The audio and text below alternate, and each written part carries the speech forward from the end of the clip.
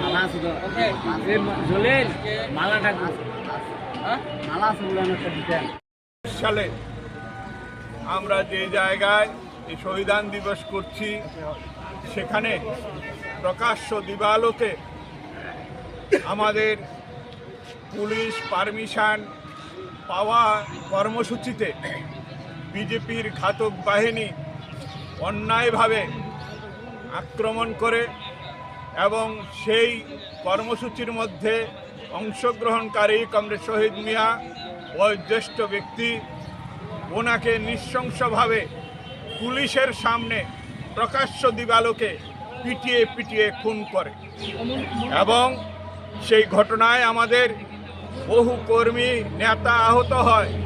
আমার সঙ্গে আছে কমরেড সিদ্দিক মিয়া, উনি সেই ঘটনায় ভীষণভাবে আক্রান্ত হয়েছিলেন এবং তার বাক রুদ্ধ হয়ে গিয়েছিল, এখনও বাকশক্তি পুরো ফিরে পায়নি।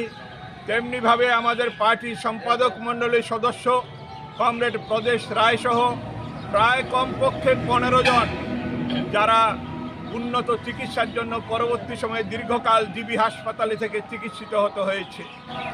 অনেকে প্রাণ আবার ফিরে পেয়েছে। কিন্তু আমরা বলতে চাই আজকের দিনে কমরেড শহীদ মিয়াকে খুন করে দিয়ে চরিলাম বা বিশালগড় বিভাগ বা ত্রিপুরা রাজ্যে বাম গণতান্ত্রিক আন্দোলনকে স্তব্ধ করা যায়নি।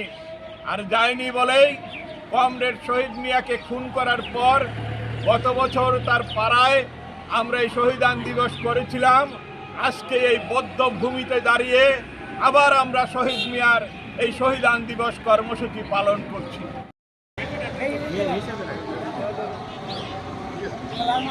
এই